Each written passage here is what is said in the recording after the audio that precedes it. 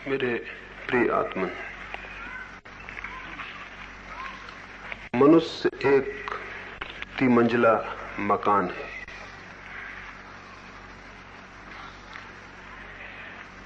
उसकी एक मंजिल तो भूमि के ऊपर है, बाकी 2 मंजिल जमीन के नीचे। उसकी पहली मंजिल में जो भूमि के ऊपर है थोड़ा प्रकाश है, उसकी दूसरी मंजिल में जो जमीन के नीचे दबी है और भी कम प्रकाश है, और उसकी तीसरी मंजिल में जो बिल्कुल भूगर्भ में छिपी है पूर्ण अंधकार है, वहां कोई प्रकाश नहीं है। इस 3 मंजिल के मकान में जो कि मनुष्य है, अधिक लोग ऊपर के मंजिल में ही जीवन को व्यतीत कर देते हैं। उन्हें नीचे की 2 मंजिलों का न तो कोई पता होता है न ख्याल होता है। ऊपर की मंजिल बहुत छोटी है, नीचे की 2 मंजिलें बहुत बड़ी हैं, और जो अंतिम अंधेरा भवन है नीचे, वही सबसे बड़ा है, वही आधार है सारे जीवन का। जिस व्यक्ति को सत्य की और स्वयं की यात्रा करनी हो, उसे नीचे की 2 मंजिलों में उतरना पड़ता है। सत्य की यात्रा आकाश की तरफ की यात्रा नहीं है, बल्कि पाताल की तरफ की यात्रा है। ऊपर की तरफ नहीं, नीचे और भीतर और गहरे उतरने का सवाल है। जंगल में चारों तरफ हमारे वृक्ष खड़े हुए हैं। वृक्षों का एक हिस्सा तो वे पत्ते हैं जो सूरज के बिल्कुल सामने हैं और सूरज की रोशनी से प्रकाशित हैं। वृक्ष का दूसरा हिस्सा वे शाखाएं और पेड़ है जो पत्तों के नीचे छिपी हैं, जिन पर कहीं कहीं सूरज की रोशनी पड़ती भी है, कहीं कहीं नहीं भी पड़ती है। वृक्ष का तीसरा हिस्सा वे जड़ें हैं जो जमीन के भीतर छिपी हैं, जिन पर सूरज की रोशनी कभी भी नहीं पड़ती है। लेकिन वृक्ष के प्राण वृक्ष की जड़ों में है, और जो वृक्ष को पूरा जानना चाहता हो उसे जड़ों को जानना ही पड़ेगा, जो कि दिखाई नहीं पड़ती हैं, अदृश्य हैं, छिपी हैं। जो वृक्ष के पत्तों पर ही रह जाएगा वो वृक्ष को नहीं समझ पाएगा। हमारे मन के भी ऐसे ही 3 हिस्से हैं। पहला हिस्सा जिस पर थोड़ी रोशनी पड़ती है वो है कॉन्शियस माइंड, चेतन मन। दूसरा हिस्सा जो के नीचे दबा है वो है सब कॉन्शियस माइंड, अर्ध चेतन मन। और तीसरा हिस्सा जो सबसे नीचे छिपा है वो है अनकॉन्शियस माइंड, अचेतन मन। पहले हिस्से में थोड़ी चेतना है, दूसरे हिस्से में और भी कम, तीसरे हिस्से में बिल्कुल नहीं। ये मनुष्य है। मनुष्य का जो चेतन मन है, जो कॉन्शियस माइंड है, उसमें ही हम में से अधिक लोग जी के समाप्त हो जाते हैं, इसलिए जीवन को नहीं जान पाते। जीवन की जड़ें अनकॉन्शियस माइंड में, अचेतन मन में छिपी, वो अदृश्य है, वो भूमि के नीचे है। वहीं से हमारा संबंध परमात्मा से, सत्य से, जीवन से है। वहीं से जड़ें पृथ्वी से जुड़ी हैं, जड़ों का संबंध ही जीवन से है। हमारे अचेतन मन में हमारी जड़ें। सत्य की जो खोज है, या स्वयं की या प्रभु की, वो खोज खुद की जड़ों की खोज है। वो जो रूट्स हैं हमारे भीतर, उनकी खोज है। वे अंधेरे में छिपी हैं, और हम वो जो छोटा सा कमरा है ऊपर जमीन के, वहां जहां रोशनी पड़ती है वहीं जी लेते हैं और वहीं समाप्त हो जाते हैं। ये जिस कमरे में थोड़ी रोशनी पड़ती है, ये जो चेतन मन है, ये जो कॉन्शियस माइंड है, ये समाज के द्वारा निर्मित होता है, शिक्षा के द्वारा, संस्कार के द्वारा। बचपन से हम इसे तैयार करते और बनाते हैं। और आज तक मनुष्य का ये जो कॉन्शियस माइंड है, ये जो चेतन मन है, ये बिना इस बात के ख्याल के निर्मित किया गया है कि इसके नीचे 2 मन और हैं। इसलिए अक्सर इस मन को जो बातें सिखाई जाती हैं नीचे के मन के विरोध में पड़ जाती हैं, भिन्न हो जाती हैं, और तब इस ऊपर की मंजिल में और नीचे की मंजिलों में एक विरोध, एक खिंचाव, एक तनाव शुरू हो जाता है। आदमी खुद के भीतर डिवाइडेड हो जाता है, खुद के भीतर विभाजित हो जाता है। चेतन मन में जो बातें सिखाई जाती हैं वे अचेतन मन और अर्धचेतन मन के अगर समानांतर न हो, पैरेलल न हो, हार्मनी में न हो, उनके साथ लय न हो, तो व्यक्तित्व खंडित हो जाता है। हम सबका व्यक्तित्व खंडित व्यक्तित्व है, डिसइंटीग्रेटेड, और है इसलिए कि हमारे चेतन मन को जो बातें सिखाई गई हैं, सिखाई जाती रही हैं, उनमें हमारे पूरे व्यक्तित्व का कोई ध्यान नहीं रखा गया है। चेतन मन को कहा जाता है क्रोध मत करो। बच्चा पैदा हुआ, हम उसे सिखाना शुरू करते हैं क्रोध मत करो। उसके अचेतन मन में क्रोध मौजूद है, हम उसे सिखाते हैं क्रोध मत करो। उसका ऊपर का मन सीख लेता है क्रोध नहीं करना है, लेकिन भीतर क्रोध मौजूद है। ऊपर का मन कहता है क्रोध मत करो, भीतर का मन क्रोध के लिए धक्के देता है। हर क्षण जब भी मौका आता है क्रोध प्रकट होना चाहता है। भीतर का मन क्रोध को प्रकट करना चाहता, ऊपर का मन क्रोध को रोकना और दबाना चाहता। एक सप्रेशन, एक दमन शुरू हो जाता है, और तब हम दो हिस्सों में टूट जाते हैं। जिसे हम दबाते हैं वो हिस्सा अलग हो जाता है, जो दबाता है वो हिस्सा अलग हो जाता है, और इन दोनों में निरंतर एक द्वंद, एक कॉन्फ्लिक्ट, एक संघर्ष चलने लगता है। इसी संघर्ष में मनुष्य टूटता और नष्ट होता है। मनुष्य के इन तीन मनों के बीच एकता के सध जाने का नाम ही योग है। मन के इन तीन हिस्सों के बीच हार्मनी, संगीत का पैदा हो जाना ही साधना है। लेकिन जैसी स्थिति है वो ये है कि इन तीनों के बीच कोई संबंध नहीं, बल्कि ये एक दूसरे के विरोध में खड़े हैं। जो हम दिन में सोचते हैं, विचार करते हैं, रात सपने में उससे बिल्कुल उल्टा देखते हैं। सपने में हमारे पीछे छिपा हुआ मन प्रकट होना शुरू होता है। दिन भर में चेतन मन थक जाता, सो जाता है। फिर रात वो जो सबकॉन्शियस माइंड है, वो जो पीछे छिपा मन है, वो प्रकट होना शुरू होता है। तो हम दिन में कुछ और होते, सपने में कुछ और होते, बल्कि उल्टे होते हैं। दिन में हम चोरी नहीं करते, सपने में चोरी कर लेते हैं। दिन में हम हत्या नहीं करते किसी की, सपने में हत्या कर देते हैं। फिर हमें हैरानी होती है सुबह जागकर, ये सपने मैंने कैसे देखे? मैंने तो कभी हत्या के लिए सोचा भी नहीं, मैंने तो कभी चोरी की ही नहीं, फिर मैं सपने में कैसे चोरी की, सपने में कैसे हत्या की? चेतन जो मन है उसने नहीं सोचा हत्या के लिए, लेकिन अचेतन मन ने सोचा है, और चेतन मन से दबाए हुए बैठा है। जब सपना नींद में चेतन मन सो जाता है तो अचेतन अपनी बातें प्रकट करना शुरू कर देता है।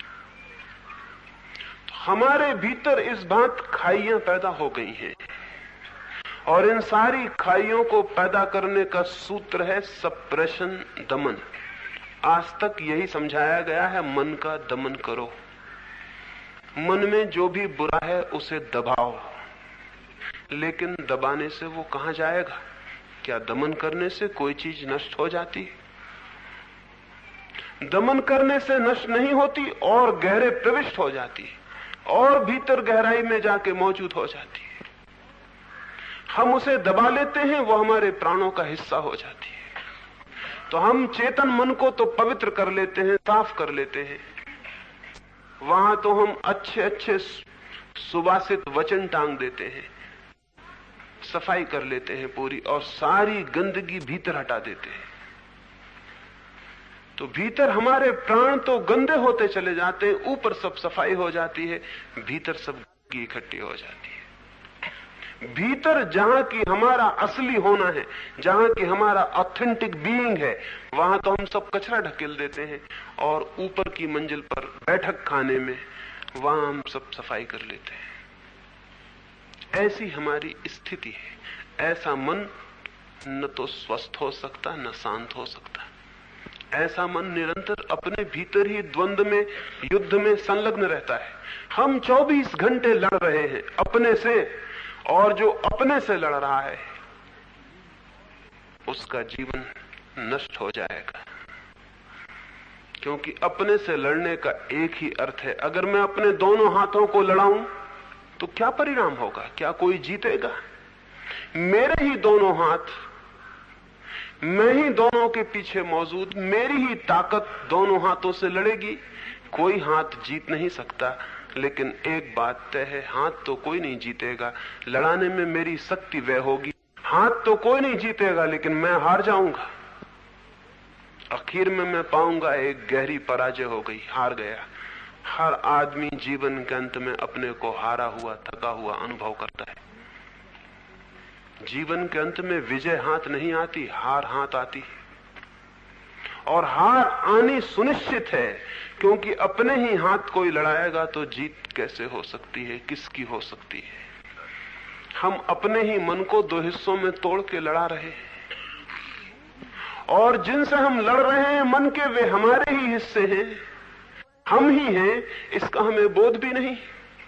और दूसरी बात, जिन मन से हम लड़ रहे हैं वे अंधेरे में बंद हैं, उनसे हमारा कोई परिचय भी नहीं, उनसे हमारी कोई पहचान भी नहीं।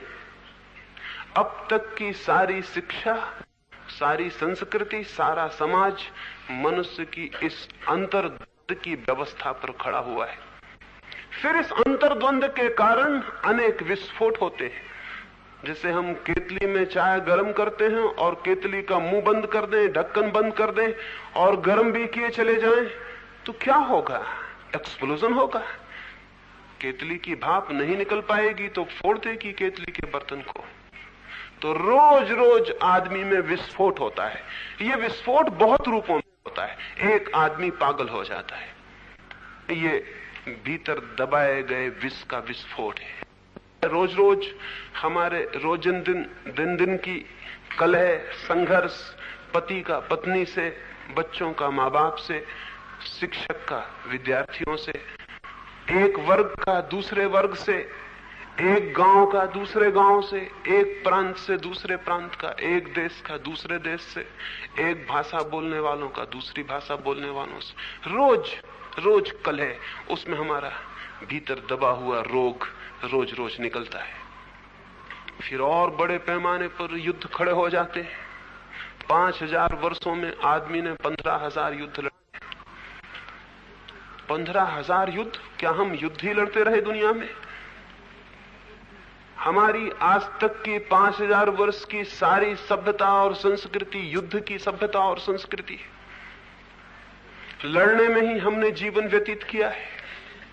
कुछ बीच बीच में जो कालखंड आते हैं जब हम लड़ते, उस समय हम लड़ने की तैयारियां करते रहते।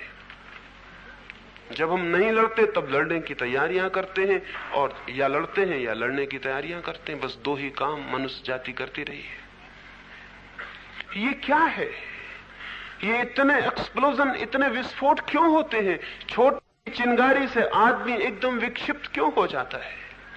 हिंदू मुसलमान के नाम से, जैन ईसाई के नाम से, सिख पारसी के नाम से जरा सी बात और आग लग जाती है और आदमी पागल हो जाता है। आदमी जैसे पागल होने को तैयार बैठा हुआ है, उसके भीतर इतना दबाव है कि जरा मौका मिल जाए कि वो निकल जाए, जरा सी गुंजाइश खड़ी हो जाए और वो पागल हो जाए। ये आकस्मिक नहीं है। ये इतने युद्ध, इतनी कलह, इतना द्वंद्व, ये जैसा मनुष्य है उसके स्वाभाविक परिणाम है। तो चाहे राजनीतिज्ञ चिल्लाते रहें कि युद्ध नहीं होना चाहिए, चाहे साधु सन्यासी समझाते रहें कि युद्ध बहुत बुरा है, लेकिन जब तक मनुष्य का मन सप्रेस्ड है, जब तक मनुष्य के मन में दमन है, तब तक युद्ध बंद नहीं हो सकते। तब तक कोई ताकत युद्ध बंद नहीं कर सकेगी, तब तक कलह बंद नहीं हो सकती है, तब तक जीवन की जो रोज रोज का संघर्ष है वो बंद नहीं हो सकता है।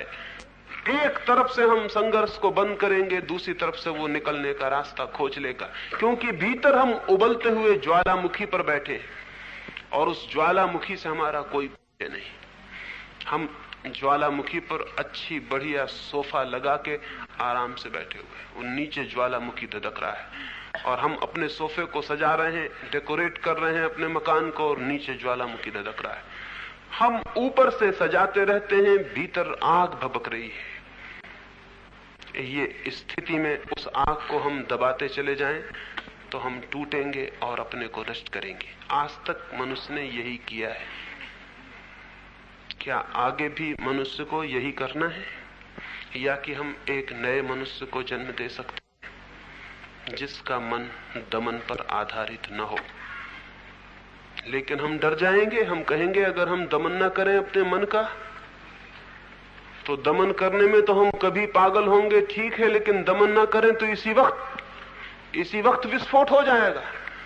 अगर हम दबाएं ना अपने को तो हमारे भीतर तो इतना जहर, इतने सांप बिच्छू मालूम पड़ते हैं, इतना क्रोध, इतना सेक्स, इतनी वासना, इतना लोभ, इतनी ईर्ष्या मालूम पड़ती है। अगर ना दबाएं तो हम तो अभी सब निकल पड़ेगा। फिर क्या होगा? दबाना नहीं है, लेकिन कुछ और करना है। करना यह है कि मन के ऊपर का जो हिस्सा चेतन है, जो कॉन्शस है, जहां प्रकाश है, उस प्रकाश को मन के उन हिस्सों में भी ले जाना है जहां अंधकार है। पूरे मन को प्रकाशित कर देना है, पूरे मन में दिया जला देना है, होश का, ज्ञान का। अभी थोड़े से जगह में प्रकाश हो रहा है, दिए की ज्योति को और बड़ा करना है ताकि पूरे मन के तीनों मंजिलें, वो जो 3 स्टोरीड आदमी है, वो तीनों मंजिलों में प्रकाश पहुंच जाए। सबसे पहला काम प्रकाश पहुंचाना है। जैसे ही प्रकाश पहुंचना शुरू होता है, मन में एक ट्रांसफॉर्मेशन शुरू हो जाता है। आपको शायद ख्याल भी ना हो, सूरज निकलता है, सूरज के निकलते ही पृथ्वी पर एक परिवर्तन शुरू हो जाता है। जो कलियां बंद थीं वे खिलने लगती हैं, जो सुगंध छिपी थी वो प्रकट होने लगती है। जैसे ही प्रकाश सूरज का पृथ्वी पर उतरता है, सारा प्राण जो सोया हुआ था वो जागने लगता है। वृक्ष, पौधे, पशु पक्षी जो सोए थे वे उठकर गीत गाने लगते हैं, वे जीवंत हो उठते हैं। सूरज की रोशनी के आते ही पृथ्वी दूसरी हो जाती है। सूरज की रोशनी के हटते ही, अंधकार छाते ही पृथ्वी मूर्छित हो जाती है, सब सो जाता है। पौधे, पशु पक्षी, आदमी सब मूर्छित हो जाते हैं। सूरज के उगते ही मूर्छा टूटनी शुरू हो जाती है, जागरण आना शुरू हो जाता है, प्रभात हो जाती है। मन की 2 मंजिलों में कभी प्रकाश नहीं पहुंचा है, वहां एकदम गहरी मूर्छा है, वहां सब सोया हुआ है, वहां एकदम घना अंधकार है। उस घने अंधकार में सांप बिच्छुओं ने डेरे डाल लिए हैं, पतंगों ने घर बना लिए हैं, मकड़ियों ने जाले बुन लिए हैं। वहां सब गंदा हो गया, वहां के द्वार कभी नहीं खुले, वहां बहुत दुर्गंध इकट्ठी हो गई। और हम ऊपर से दमन करते चले जाते हैं सारे कचरे को, वहां सारा कचरा इकट्ठा हो गया। मनुष्य का प्राण इससे भारी और बोझिल और मूर्छित है। वहां रोशनी ले जानी है, वहां प्रकाश ले जाना है। प्रकाश ले जाया जा सकता है, उस प्रकाश के ले जाने की विधि का नाम ही धर्म है। कैसे हम चित्त की गहराइयों में रोशनी ले जा सकें, कैसे वहां प्रकाश पहुंचा सकें कि वहां अंधकार का राज्य समाप्त हो जाए और हमारे सारे प्राण आलोकित हो उठे। उस प्रकाश के पहुंचते ही चित्त में परिवर्तन होने शुरू हो जाते हैं। उस प्रकाश के पहुंचते ही जो कली थी वो खिल के फूल बन जाती है। उस प्रकाश के पहुंचते ही भीतर जो प्राण सोए थे वे जाग उठते और जागरण के साथ अंतर शुरू हो जाता है। जागरण ट्रांसफॉर्मेशन है। कैसे हम चित्त में ले जाएं जागरण को, होश को, अवेयरनेस को, कैसे हमारे पूरे प्राण जागे हुए हो जाएं। और जिस दिन पूरे प्राण जग जाते हैं उस दिन प्राणों में एक संबंध स्थापित हो जाता है। फिर मनुष्य 3 हिस्सों में खंडित नहीं रह जाता, फिर वो एक भवन बन जाता है पूरा। और जो मनुष्य एक भवन बन जाता है उसके भीतर फिर कोई द्वंद्व नहीं, कोई कलह नहीं, उसके भीतर एक शांति स्थापित हो जाती है। इसलिए सर्वाधिक मूल्यवान जीवन का सूत्र चित्त के अंधेरे कक्षों में रोशनी के ले जाने का है। उस संबंध में ही आज की सुबह हमें बात करनी है। कैसे हम चित्त में प्रकाश को ले जा सकते हैं। थोड़ा सा प्रकाश मौजूद है। अगर उतना प्रकाश मौजूद ना हो तो फिर हम कुछ भी नहीं कर सकते हैं, लेकिन थोड़ा प्रकाश मौजूद है। हमारे मन का एक कोना थोड़ा सा दिया जला हुआ है, वहां रोशनी हो रही है। उसी रोशनी में आप मेरी बातें सुन रहे हैं, उसी रोशनी में आप चल रहे हैं, उसी रोशनी में आप उठ रहे हैं, विचार कर रहे हैं, जी रहे हैं, छोटी सी रोशनी में। इस रोशनी को कैसे बड़ा करें? इस रोशनी को बड़ा करने के दो उपाय हैं। एक तो इस रोशनी का अभी हम एक ही उपयोग कर रहे हैं बाहर के जगत को देखने में। घर के बाहर दिया लिए बाहर की दुनिया को देख रहे हैं। बाहर दुनिया को हमने खूब देखा। इस रोशनी के थोड़े से प्रयोग ने बाहर की दुनिया में बहुत कुछ नष्ट कर दिया। इस रोशनी के बाहर के प्रयोग ने साइंस को जन्म दे दिया। हमने पदार्थ के नियम खोज लिए, हमने पदार्थ के भीतर छिपे हुए रहस्य खोज लिए, हमने जीवन के बाहर के जीवन पर विजय पाने में बड़ी दूर तक सफलता पा ली। विज्ञान की सारी कथा इस छोटे से कॉन्शियस माइंड का बाहर के जगत में इंप्लीमेंटेशन है, बाहर के जगत में प्रयोग है। विज्ञान की सारी कथा इस छोटे से कॉन्शियस माइंड की, जो छोटा सा चेतन मन है, इसके हमने पदार्थ में प्रयोग किया है। इतनी बड़ी दुनिया खड़ी हो गई विज्ञान की। हम पदार्थ में प्रवेश करते गए और हमने अणु को और अणु के भी गहरे न्यूट्रॉन इलेक्ट्रॉन को जाके खोज लिया। बड़ी शक्ति हाथ में आ गई, बड़ी शक्ति हाथ में आ गई। इसी चेतना का प्रयोग बाहर न करके भीतर भी किया जा सकता है। जो लोगों ने बाहर प्रयोग किया वे अणु तक पहुंच गए। जो आदमी भीतर प्रयोग करता है वो आत्मा तक पहुंच जाता है। रोशनी यही है, दिया यही है। घर के बाहर रोशनी करते हैं तो रास्ता दिखाई पड़ता है, घर के भीतर करते हैं तो घर के कष्ट दिखाई पड़ते हैं। ध्यान इस रोशनी को भीतर ले चलने का ही प्रयोग है।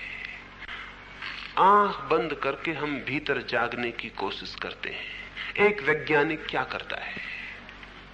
वैज्ञानिक बाहर के फिनोमिना को, बाहर की घटना को ऑब्जर्व करता है, निरीक्षण करता है।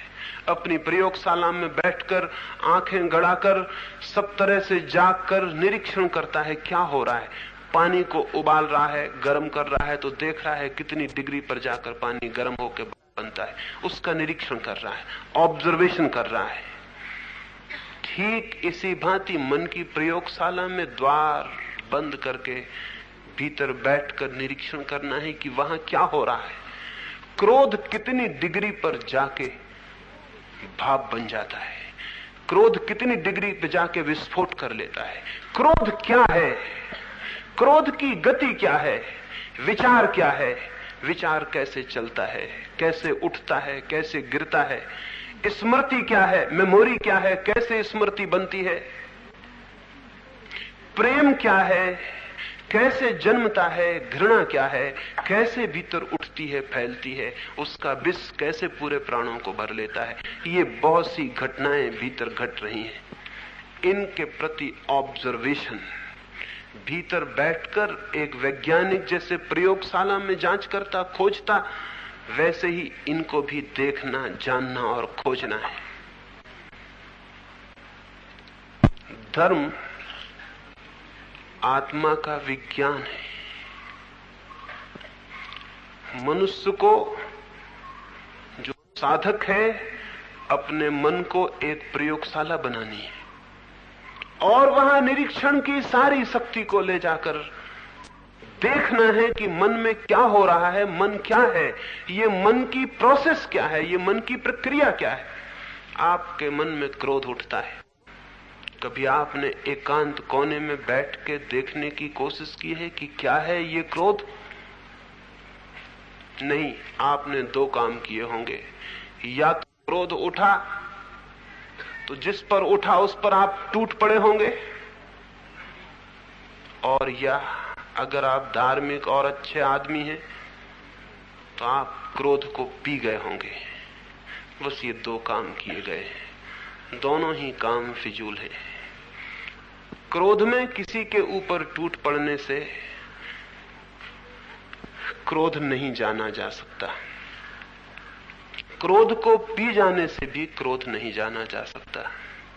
दोनों ही स्थितियों में निरीक्षण नहीं होता। निरीक्षण का तो अर्थ है क्रोध उठे, एक बड़ा अवसर आ गया, बहुमूल्य, खुद की शक्ति को जानने का एक कीमती क्षण आ गया। सामान्यतया क्रोध सोया रहता है, जाग गया, उससे पहचान हो सकती है इस समय। उस समय द्वार बंद कर लें, किसी कोने में बैठ जाएं और आंख बंद करके ऑब्जर्व करें, निरीक्षण करें, क्या है ये क्रोध, कहां से ये उठता, क्यों ये उठता, कैसे ये चित्त को पकड़ लेता, बांध लेता, पागल कर देता। इस पूरी प्रक्रिया को, इस पूरी प्रोसेस को क्रोध के जन्म से लेकर क्रोध के युवा होने तक देखें, सिर्फ देखें। लेकिन देखने में एक कठिनाई है। बचपन से हमें सिखा दिया गया क्रोध बुरा है, जिसको हम बुरा मान लेते हैं उसे देखने को राजी नहीं होते। भूल हो गई है इस बात से। क्रोध बुरा है, इसलिए जो चीज बुरी है उसको देखें कैसे?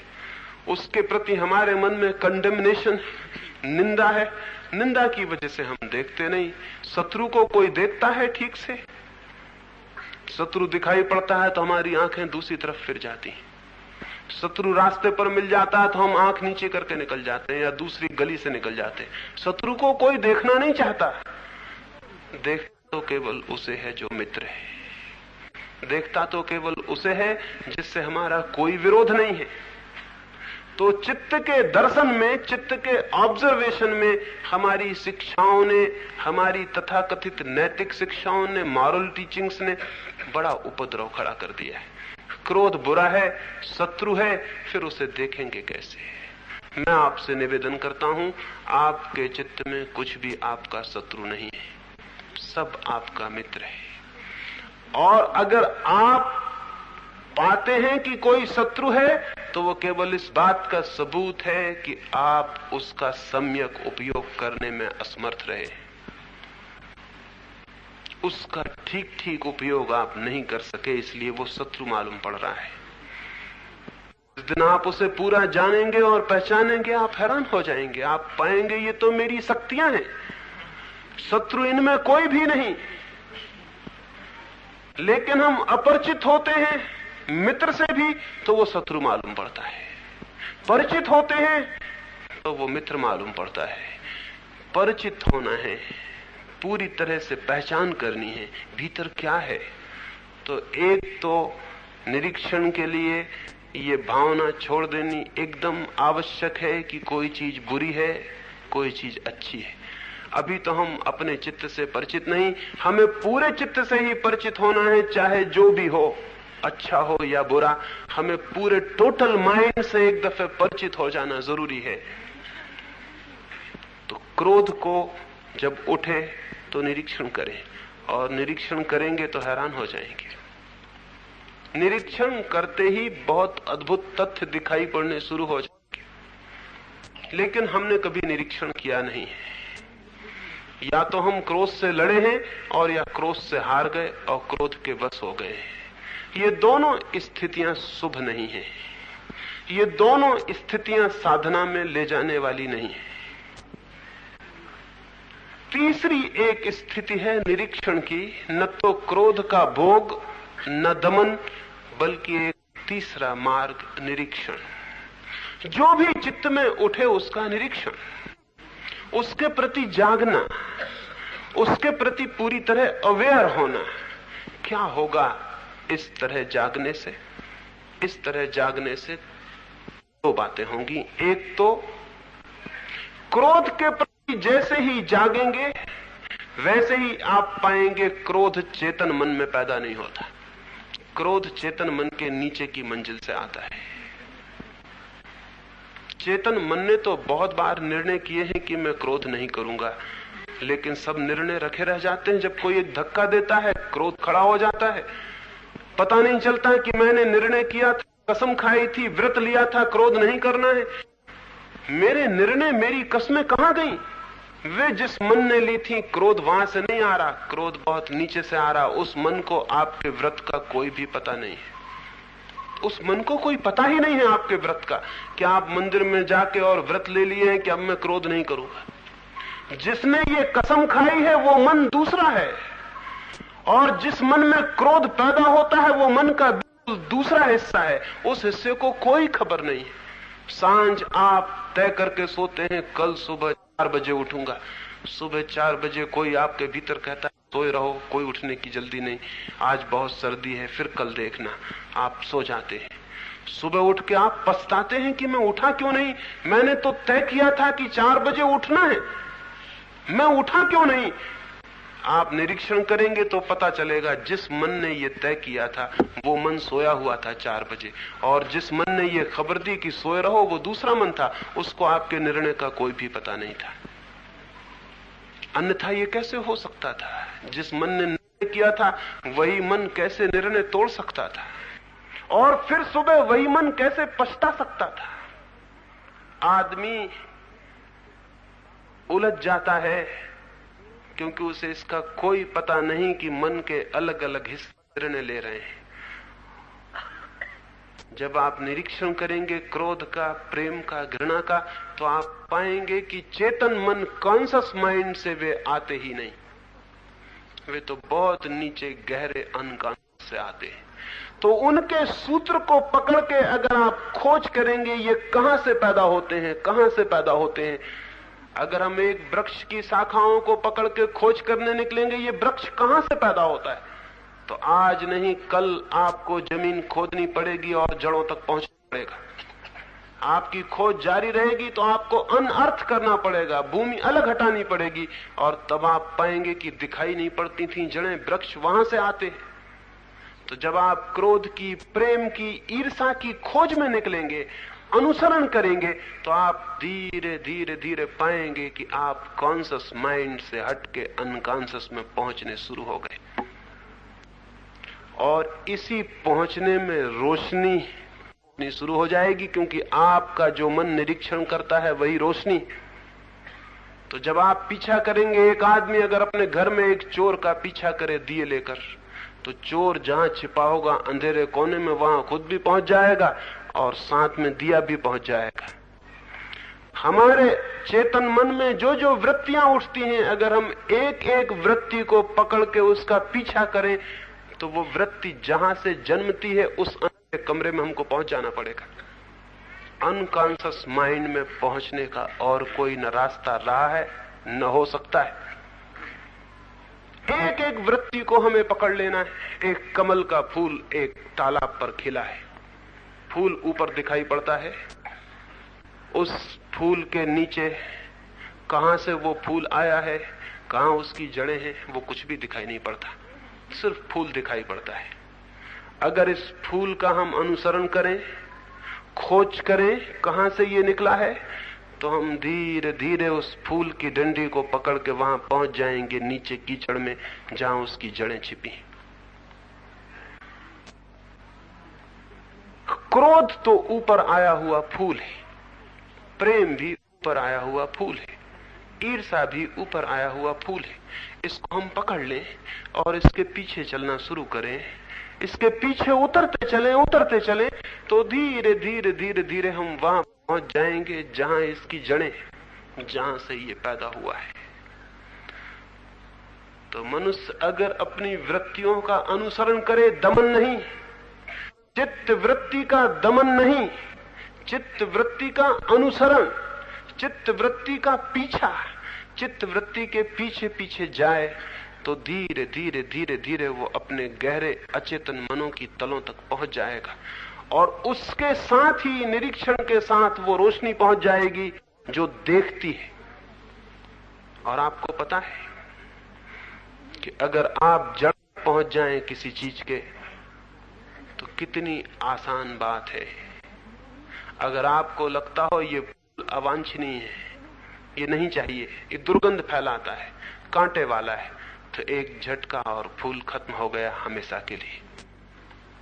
लेकिन ऊपर से आप फूल को काटते रहें, रोज 1000 बार काटें, आप जितनी बार काटेंगे उतनी बार एक डंडी की जगह 2 डंडियां निकल आएंगी।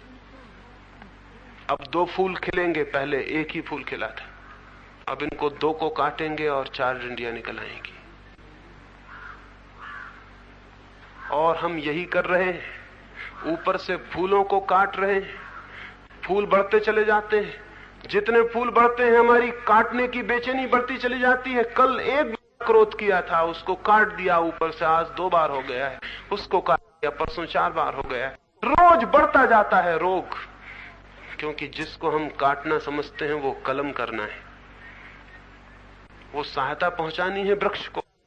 जो माली है वो जानता है कि वृक्ष को सहायता पहुंचानी हो, एक डंडी काट दो, जहां से डंडी काटी गई वहां से 2 डंडियां पैदा हो जाती हैं। हम कलम कर रहे हैं अपने मन की। लेकिन जो आदमी पीछे जाएगा और जड़ों तक पहुंच जाएगा, अगर उसे लगता है कि जो फूल आया है ऊपर वो वांछनीय नहीं है, तो एक छोटा सा हल्का धक्का और जड़ें खत्म हो जाती हैं और फिर फूल कभी भी नहीं आते। चित्त को बदलना हो, ऊपर से जो कलम चलती रहती है नैतिक आदमी की, उससे कभी कोई आदमी नहीं बदलता। नैतिक आदमी ऊपर से कलम करता रहता है और इसलिए मुसीबत में पड़ता चला जाता है। धार्मिक आदमी ऊपर से कलम नहीं करता, अपरूट करता है, जड़ों को उखाड़ के फेंक देता है। ये काम एक ही बार में हो जाता है और कलम करने का काम जिंदगी भर चलता है। ये काम एक ही बार में हो जाता है, जड़ उखड़ जाती है, बात खत्म हो जाती है।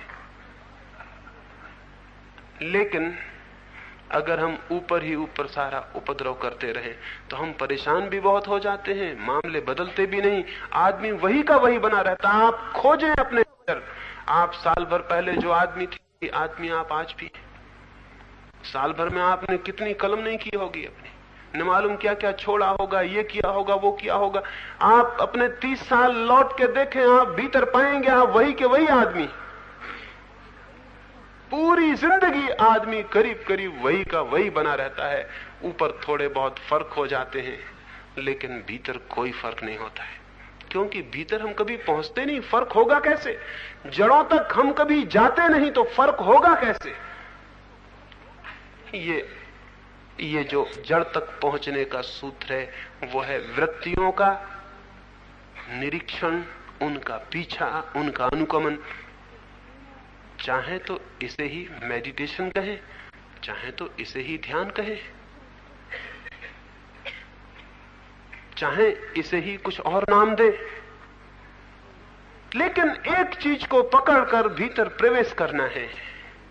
किसी चीज के सहारे ही ये प्रवेश हो सकेगा।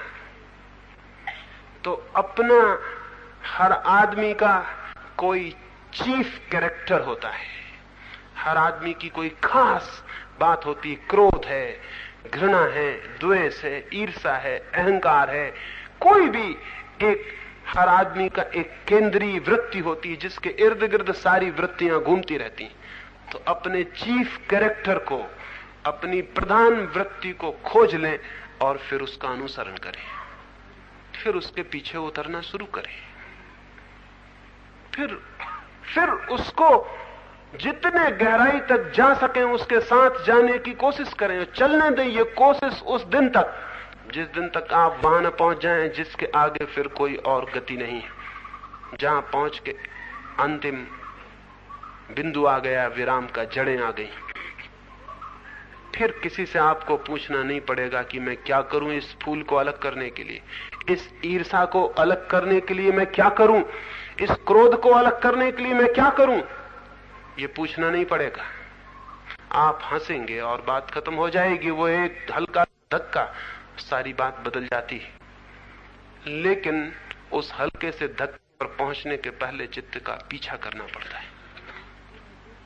और ये पीछा एक अर्थ में बहुत आर्डुअस, बहुत कठिन भी है, क्योंकि बहुत डर लगता है इस पीछा करने में, क्योंकि हम अपनी अपनी एक शक्ल बना रखी है। इस पीछा करने में वो शक्ल टूटती है, जितने हम पीछा करते हैं उतनी शक्ल टूटती है। एक आदमी कहता है कि मैं ब्रह्मचारी हूं। अब अगर वो अपने सेक्स का पीछा करेगा तो ये कल्पना उसको छोड़ देनी पड़ेगी कि मैं ब्रह्मचारी हूं। जैसे वो अपनी वासना के पीछे, काम के पीछे, सेक्स के पीछे यात्रा करेगा, वैसे वैसे उसे पता चलेगा कि मैं कितना सेक्सुअल हूं, मैं कितना काम वासना से भरा हुआ हूं, कहां है ब्रह्मचर्य। बल्कि जैसे जैसे भीतर उतरेगा उसको पता चलेगा जिसको मैं ब्रह्मचर्य कहता था वो सब सेक्सुअलिटी थी। एक स्त्री को देख के मैं आंख बंद कर लेता था, वो आंख बंद कर लेना ब्रह्मचर्य नहीं था, आंख बंद करना सेक्स था। नहीं तो आंख बंद करने की कोई जरूरत न थी। एक साध्वी से मैं मिलता था, समुद्र की हवाएं चलती थी। अब समुद्र की हवाओं को कुछ भी पता नहीं कि एक स्त्री बैठी है, एक पुरुष बैठा है। समुद्र की हवाओं ने मेरे चादर को उड़ा के उन साध्वी को स्पर्श करा दिया। वो एकदम बेचैन होकर घबराई, पुरुष का वस्त्र नहीं छूना चाहिए, वो ब्रह्मचारिणी थी। अब समुद्र की निर्दोष हवाएं, उन्हें कोई पता नहीं कि कोई साध्वी बैठ चादर उड़ा के इसको स्पर्श नहीं कराना चाहिए। वे बहुत घबराई। मैंने उनसे पूछा, आप घबरा गई हैं? उन्होंने कहा, पुरुष का वस्त्र हमें नहीं छूना चाहिए। मैंने उनसे कहा, वस्त्र भी पुरुष और स्त्री हो सकते हैं? वस्त्र भी? ये कैसा ब्रह्मचर्य है जो वस्त्रों में भी सेक्स को देखता है? क्योंकि वस्त्र अगर स्त्री पुरुष हैं तो वस्त्रों में सेक्स का दर्शन शुरू हो गया। वस्त्रों ने भी लैंगिक रूप ले लिया, वस्त्रों में भी सेक्स का फर्क हो गया। ये कैसा ब्रह्मचर्य है जो वस्त्रों में भी स्त्री और पुरुष को देखता है? मैंने उनसे निवेदन किया, बुरा लगेगा, उनसे मैंने कहा, लेकिन आपको पता नहीं ब्रह्मचर्य के नाम पर आप और भी कामुक हो गई हैं। ये तो कामोत्तेजना की हद हो गई कि वस्त्र के स्पर्श से और भय हो। ये भय इस बात की सूचना है कि भीतर पुरुष के स्पर्श को नहीं करना है। इस बात को इतना दबाया है, पुरुष के स्पर्श का स्वाभाविक भाव हो सकता है, उसे इतना दबाया है कि आज पुरुष का वस्त्र भी छू जाए तो वो टेम्पटेशन बन गया, वो प्रेरणा बन गई, वो घबराहट बन गई। तो अगर अब ऐसा ब्रह्मचर्य का व्रत लिया हुआ आदमी या सोचता हुआ कि मैं ब्रह्मचर्य को उपलब्ध हुआ हूं, अगर अपने ब्रह्मचर्य को थोड़ा पीछे उतरेगा तो ठीक ब्रह्मचर्य के पीछे पाएगा कि सेक्स खड़ा हुआ है, तो बड़ा घबराहट, वो वापस लौट आएगा कि ऐसा पीछे जाने में कोई फायदा नहीं, यहां पीछे जाने से तो उल्टी बातें पैदा होती।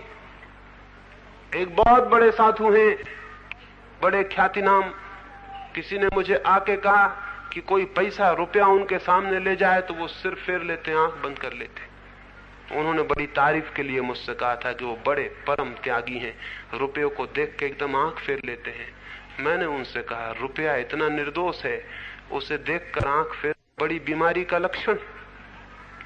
रुपये में ऐसा क्या है कि आंख फेरी जाए?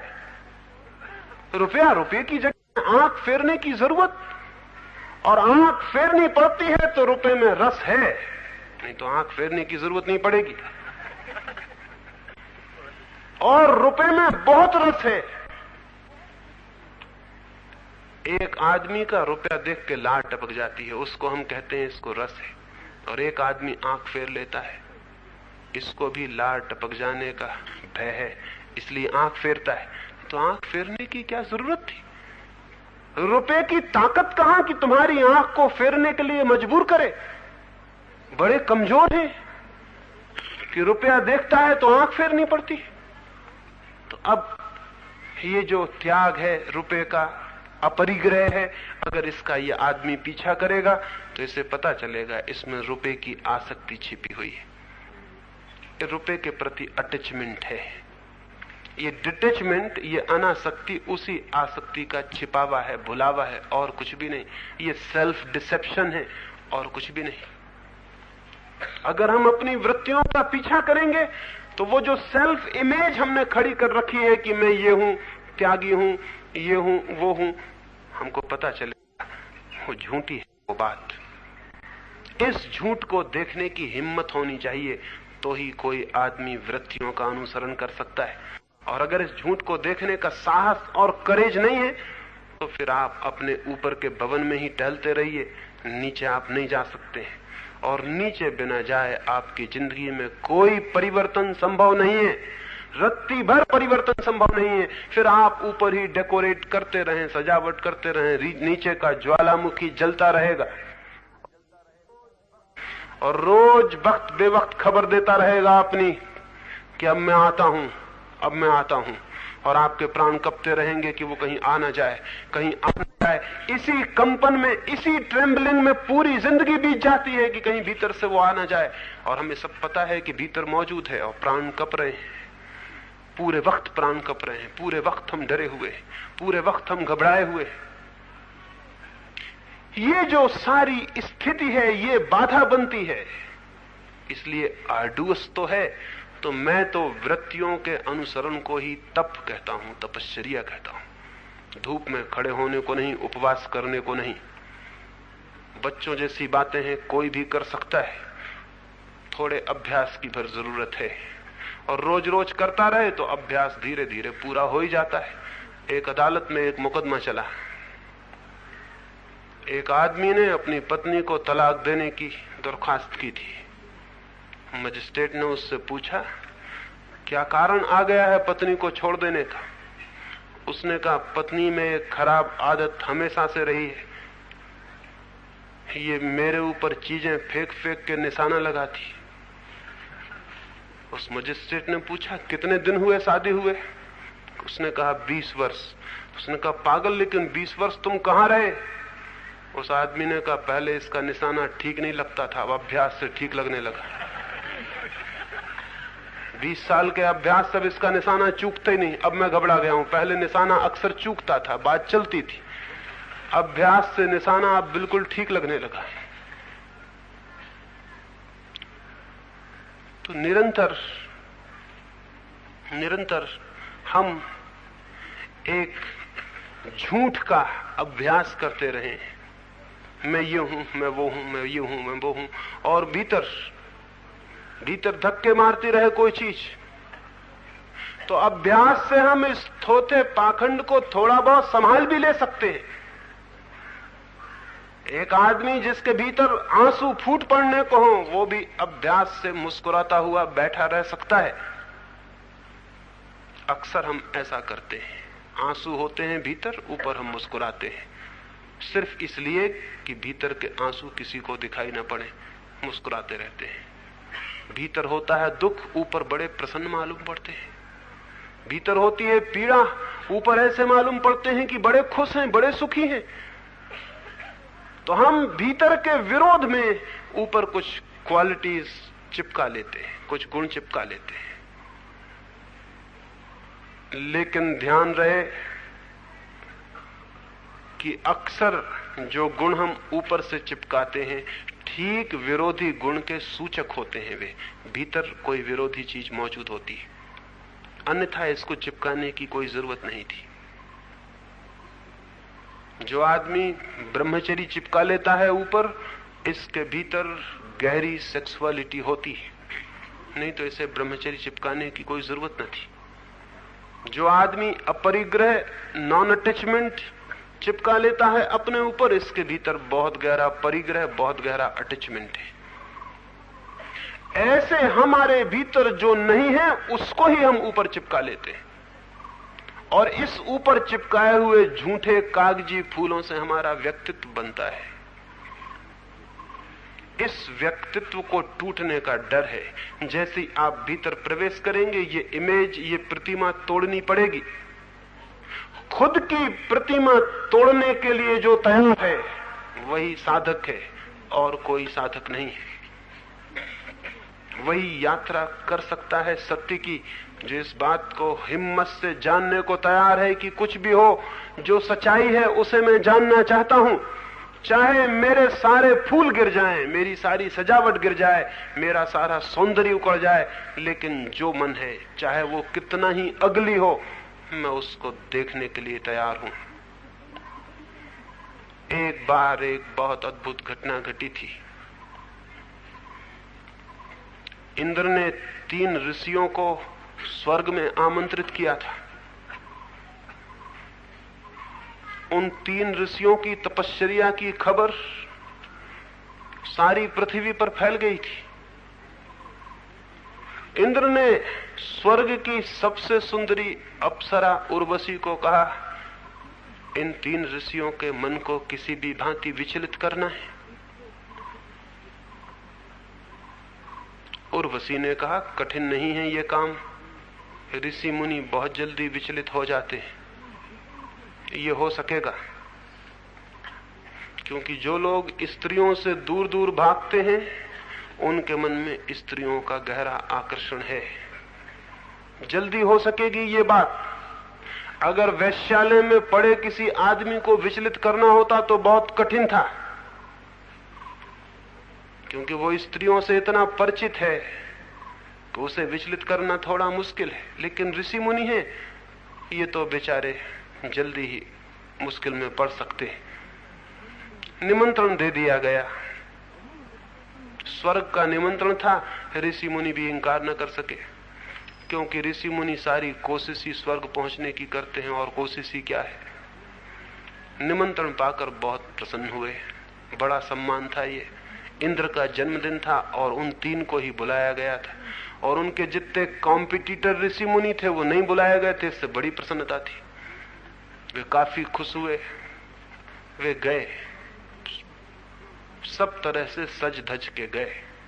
ऋषि मुनियों की भी अपनी सज धज होती है, आप पहचान नहीं पाते, ये दूसरी बात है, क्योंकि आपकी सज धज दूसरे तरह की होती है। तरह का फर्क होता है, सज धज में कोई भेद नहीं होता। वे परिपूर्ण तैयारी से पूरे ऋषि मुनि बन के वहां उपस्थित हो गए। उर्वशी भी उस दिन तैयार हुई थी, और जितनी उन दिनों प्रसाधन की, जितनी भी सुंदर होने की, जितने भी एक्सपर्ट होंगे स्वर्ग में, जितने विशेषज्ञ थे, सबने मेहनत की थी। उर्वशी इतनी सुंदर दिखाई पड़ी कि खुद इंद्र मुश्किल में पड़ गया। उसे कल्पना न थी कि उर्वशी इतनी सुंदर हो सकती है। उर्वशी का नृत्य शुरू हुआ, घंटे भर में ही मंत्रमुग्ध वे सारे लोग देखते रह गए। कभी परिचित न थे इतने सुंदर नृत्य से, इतने मनोमुग्धकारी। फिर उर्वशी ने जब रात गहरी हो गई तो अपने आभूषण निकालकर फेंक दिए। आभूषण शरीर को सुंदर करते हैं, लेकिन आभूषण रहित शरीर का भी अपना एक और ही सौंदर्य है। आभूषण सुंदर भी करते हैं, लेकिन शरीर को बहुत जगह छिपा भी लेते हैं। आभूषण फेंककर उसने वस्त्र भी फेंकने शुरू कर दिए। एक ऋषि घबराया और जोर से चिल्लाया, रुको, ठहरो। उर्वशी, ये मर्यादा का उल्लंघन है, वस्त्र नहीं निकाल सकती हो। लेकिन दूसरे 2 ऋषियों ने कहा, मित्र, अगर आप घबरा गए हो तो आंखें बंद कर लें, नृत्य बंद नहीं होगा। नृत्य को आप कैसे रोक सकते हैं? और किसी को वस्त्र निकालना हो तो भी आप कैसे रोक सकते हैं? आपका हक और अधिकार क्या है? एक हक आपका जरूर है कि आप आंख बंद कर लें, नृत्य चलेगा। और उन्होंने कहा, उर्वशी, नृत्य चलने दो। नृत्य चला। पहले ऋषि ने आंखें बंद कर ली, लेकिन उस बेचारे को पता नहीं था कि खुली आंख फिर भी गनीमत थी, बंद आंख और भी मुश्किल में डाल दी। आंख बंद करने से कहीं उर्वशियां दिखना बंद होती हैं? आंख बंद करने से कुछ भी चीज दिखनी बंद होती है क्या? आंख बंद होने से उर्वशी और सुंदर दिखाई पड़ने लगी। सपने सुंदर होते हैं जागरण से ज्यादा। और सुंदर होकर मन को दिखाई पड़ने लगी और मन भीतर से धक्के देने लगा ऋषि को कि आंख खोलो। आंख खुली थी तो कम से कम ये उपद्रव नहीं था। मन कहने लगा आंख खोलो, वो पीछे के अनकॉन्शियस हिस्से कहने लगे आंख खोलो। पता नहीं उर्वशी ने और भी वस्त्र फेंक दिए हों, आंख खोलो। और ये चेतन मन कहने लगा आंख कैसे खोली जा सकती है, हाथ पैर कपने लगे। आंख को और जोर से बंद करना जरूरी हो गया। बड़ी ताकत, बड़ी मेहनत उस ऋषि पर पड़ने लगी।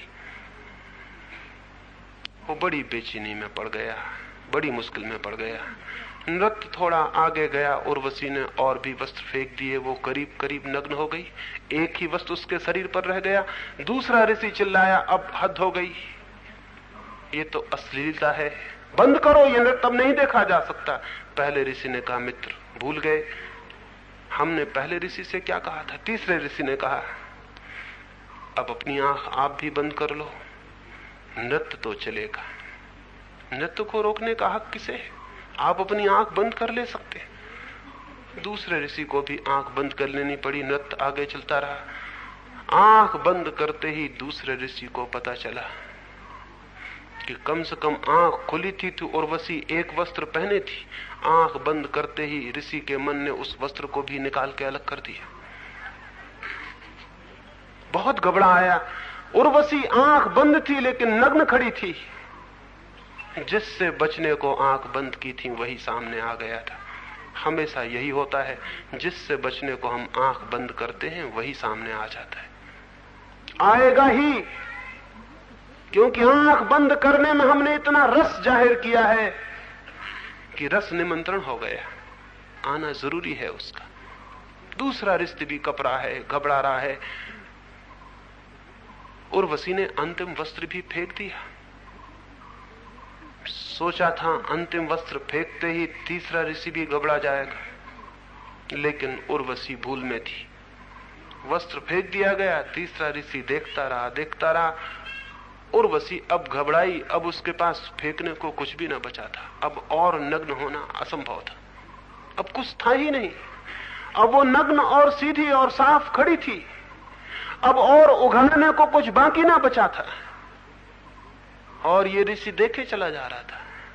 उस ऋषि ने उर्वशी को थका और घबराया हुआ देखकर कहा, और कुछ फेंकना हो तो फेंक दो, अगर ये चमड़ी फेंकनी हो तो चमड़ी फेंक दो, इस केचुल को भी उतार डालो। आज मैं देखने को ही खड़ा हूं कि आखिर में है क्या, मैं पूरा ही देखने को आ गया हूं। उर्वशी उसके पैरों पर गिर पड़ी। उसने कहा, फिर मैं आपसे हार गई, क्योंकि जो पूरा ही देखने को राजी है वो आखिर में पा ही लेगा कि कुछ भी नहीं है। जो पूरा ही देखने को राजी है वो जान ही लेगा कि कुछ भी नहीं है। जो पूरा देखने के पहले रुक जाता है उसका रस भी भीतर रुक जाता है कि शायद कुछ शेष रह गया, उसे और जान लेता। और वो जो शेष रह गया है वही उसके प्राणों की जकड़ हो जाती है। अब आपको हराने का मेरे पास कोई उपाय नहीं, मैं हार गई। उर्वशी पैर पर गिर पड़ी। वो ऋषि नहीं हराया जा सका। क्यों? क्योंकि वो अंत तक देखने को तैयार और साहस किया। चित्त की वृत्तियां भी उर्वशियों की भांति हैं, जो उनको पूरा, उनकी पूरी नग्नता में, उनकी पूरी नेकेडनेस में देखने को तैयार हो जाता है, उनके सब वस्त्र उतार कर। वे चित्त की वृत्तियां भी पैरों पर गिर जाती हैं और क्षमा मांग लेती हैं कि अब हम हार गए।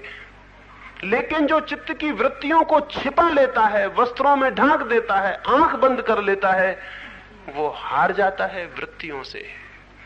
वृत्तियों से वही जीतता है जो वृत्तियों को पूरा देखने के लिए तैयार और तत्पर है। ये तैयारी निरीक्षण की, जागरण की, वृत्तियों को उनकी समग्रता में, उनकी पूर्णता में ही जीवन को बदलने, नया करने, सत्य की ओर आंखें खोलने, जीवन की जो जड़ें हैं उनको पहचानने का मार्ग है। इसका साहस चाहिए, और साहस का एक ही अर्थ है, अपनी हमने जो प्रतिमा बना रखी है, स्वयं को हम जो समझे हुए बैठे हैं और समझा रहे हैं कि हम हैं, उसे गिर जाने का, उसकी ईंटें खिसक जाने का, उसके भवन के मिट जाने का। हम में बल चाहिए कि हम उसे गिरता हुआ देख सके। और पुराना चर्च गिरे तो ही फिर नया चर्च बन सकता है। मैं फिर से वो कहानी जिससे मैंने 3 दिनों की सुबह की चर्चाएं शुरू की थी दोहरा देता हूं। एक पुराना चर्च था, गिरने को हो आया था, हवा के झोंके चलते थे तो उसकी दीवारें कपती थीं और पलस्तर गिरता था। उसके भीतर खड़े होकर प्रार्थना करना असंभव था, प्रार्थना दूर उसके निकट से निकलना असंभव था। खतरा था वो कभी भी गिर जाए और प्राण ले ले। पुरानी चीजों का होना हमेशा खतरा है, वे कभी भी गिर सकती हैं और प्राण ले सकती हैं। फिर चर्च की कमेटी बैठी और उसने निर्णय किया। उसने 4 प्रस्ताव पास किए। 1 कि पुराना चर्च गिरा देना है, 2 कि नया चर्च बनाना है, 3 कि नए चर्च को पुराने चर्च की ईंटों, पत्थरों और सामान से ही बनाना है, और 4 कि जब तक नया चर्च न बन जाए तब तक पुराना चर्च नहीं गिराना है।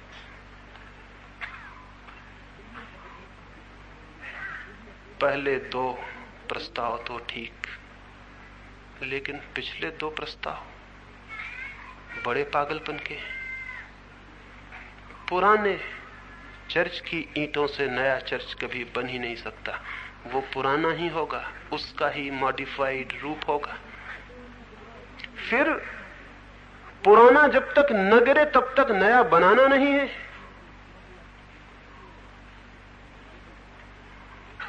तो नया बनेगा ही नहीं, क्योंकि पुराने की भूमि ही नए के बनने की भूमि भी है। पुराना गिरे तो ही नया बन सकता है। ये जो हमारा मन है, ये जो मन का मंदिर है, ये जो पुराना मंदिर है जिसमें हम बैठे हैं और जिसमें हम कप रहे हैं कि ये कभी भी गिर सकता है, जिसके गिरने के भय से एंजाइटी, एंग्विश, चिंता और संताप पैदा होता है, और हर आदमी जीवन भर चिंता में रहता है कि कब गिर जाएगा ये मंदिर जिसके नीचे मैं बैठा हूं। रात न सो पाता है चैन से, न दिन जाग पाता है। 24 घंटे इसके गिरने का डर है। इस डर को जब तक हम जीतेंगे नहीं और इसके लिए राजी ना हो जाएंगे कि इसे खुद ही गिरा दें, तब तक हम नए मंदिर को बना नहीं सकते। चित्त की ये जो झूठा मंदिर हमने बना रखा है अपने चारों तरफ, ये सही नहीं है। अगर ये सही होता तो हम शांत हो गए होते। अगर ये सही होता तो हमारा चित्त एक फूल की तरह खिल गया होता। ये सही होता तो हमारे जीवन में सुगंध फैल गई होती। अगर ये सही होता तो हम उसको जान लिए होते जो अमृत है। अगर ये सही होता तो हम उसे पहचान लेते जो जीवनों का जीवन है, जो परमात्मा है। लेकिन ये सही नहीं है और इसको हम संभाल के बचा रखना चाहते हैं, तो जो सही है उसे हम कभी जान भी ना पाएंगे और बना भी नहीं पाएंगे। इसे तोड़ने की हिम्मत होनी ही चाहिए। जो आदमी विध्वंस करने को राजी हो जाता है, वही आदमी सृजन करने में भी समर्थ होता है। डिस्ट्रक्शन, विध्वंस, क्रिएशन का, सृजन का पहला सूत्र है। तो एक इमेज है हमारा, एक प्रतिमा है, उसे गिराने का साहस ही हमें अंतरात्मा के ज्ञान में ले जा सकता है। और ये ज्ञान निरीक्षण, जागरूकता, एक एक वृत्ति के अनुसरण से संभव होता है और फलित होता है। सुबह मुझे इतनी ही बात कहनी थी। अब हम सुबह के ध्यान के लिए बैठेंगे। थोड़े थोड़े फासले पर हम हो जाएं।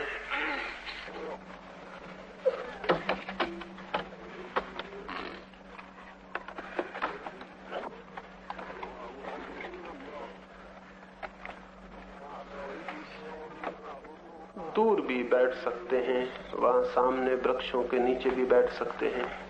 कहीं भी बैठ जाएं, कहीं भी बैठ जाएं।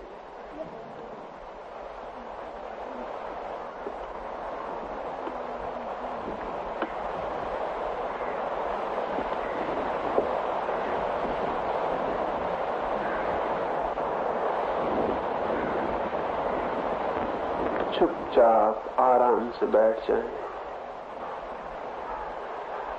जैसा सुविधापूर्ण हो वैसे बैठ जाएं। वृक्ष से टिकना हो टिक जाएं। जैसा मन हो, जैसी मौज हो, वैसा चुपचाप शरीर को शांत छोड़कर बैठ जाएं।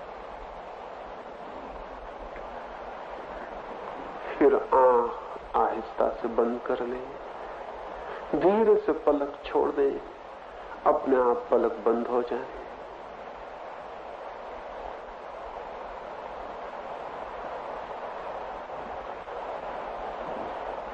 आंख बंद कर ली है, शांत बैठ गए हैं। अब जीवन के प्रति सारा विरोध छोड़ दें। मन के द्वार खुले छोड़ दें। हवाएं आएंगी और मन के द्वार से गुजर जाएंगी। कोई पक्षी बोलेगा, आवाज गूंजेगी और निकल जाएगी। आप केवल साक्षी रह गए हैं। चुपचाप बैठे, देखते रहे, देखते रहे, सुनते रहे, सुनते रहे, बस सुनते रहे। एक साक्षी, एक विटनेस, और कुछ भी नहीं। धीरे धीरे मन बिल्कुल शांत हो जाएगा। सुने, हवाओं को सुने। प्रभु की बहुत आवाजें हैं, सुने। ये पक्षी बोलने लगा।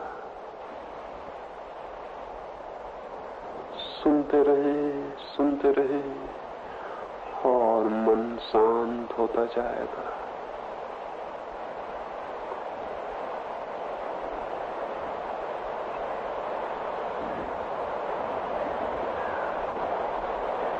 सुनते रहे। 10 मिनट के लिए बिल्कुल सुनते रह जाएं। सब मिट जाएगा। हवाएं रह जाएंगी, पक्षी रह जाएंगे, आप मिट जाएंगे। जगत रह जाएगा, आप नहीं रह जाएंगे। जीवन रह जाएगा, आप नहीं रह जाएंगे। छोड़ दें सब, चुपचाप सुनते रह जाएं। 10 मिनट के लिए सुने।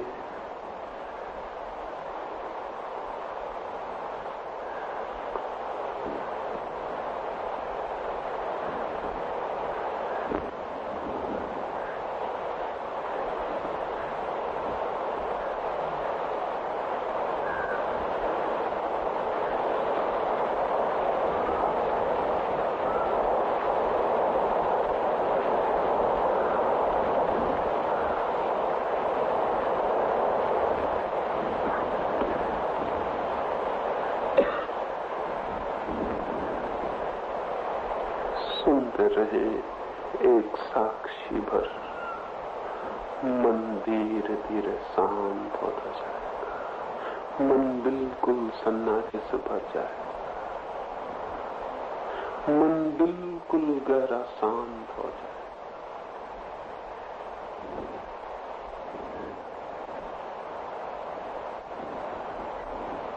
मन शांत हो गया। सुनते रहे।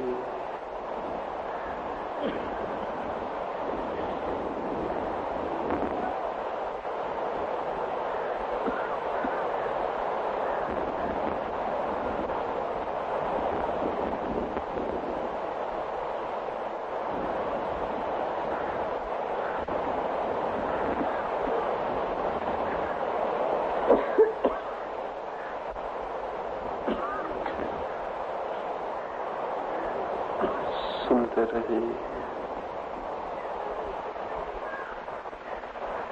सुनते रहे। हवाएं रह गई, पक्षियों की आवाजें रह गई। आप कहाँ हैं? सुनते रहे, सुनते रहे। धीरे धीरे सब शांत होता जाए।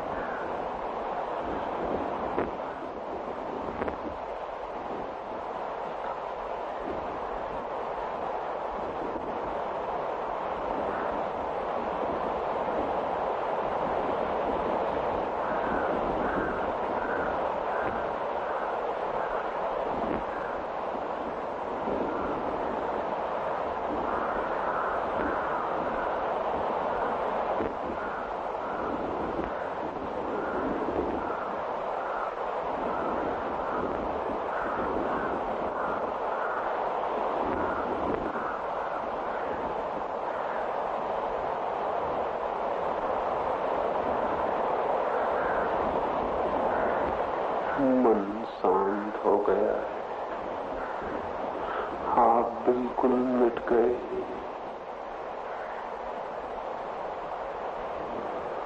मन शांत हो गया।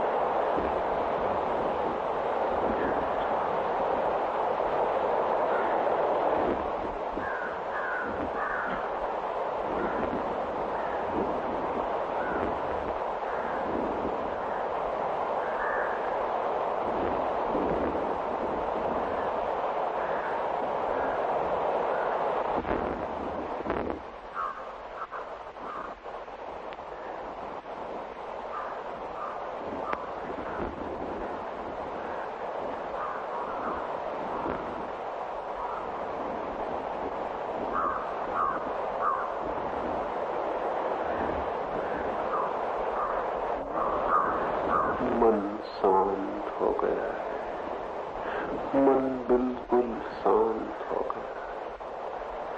एक साक्षी भर रह गए।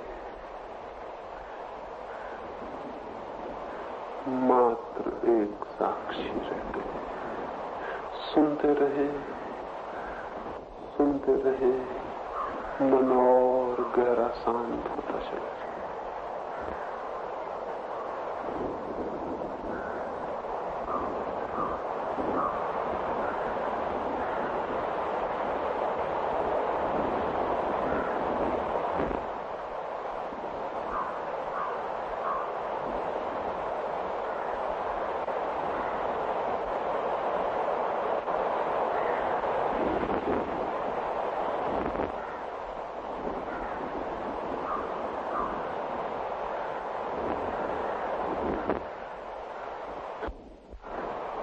पक्षियों की ध्वनियां रह गई। आप मिट गए।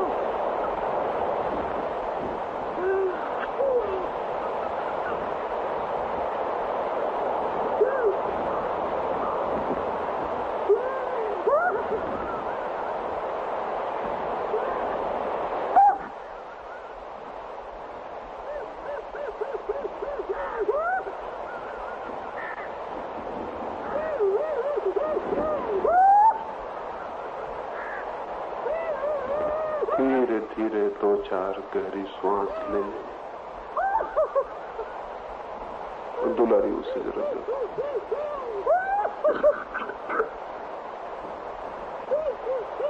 धीरे धीरे 2-4 गहरी सांस ले। फिर आहिस्ता से आंख खोले।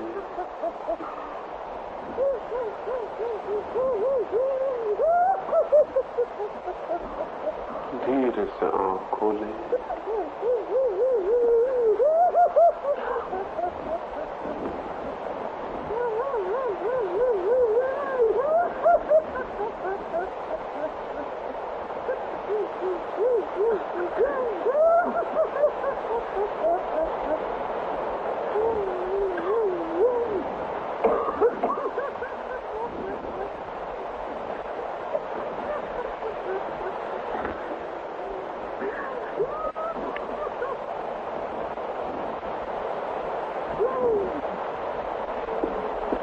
सुबह की बैठक समाप्त हुई।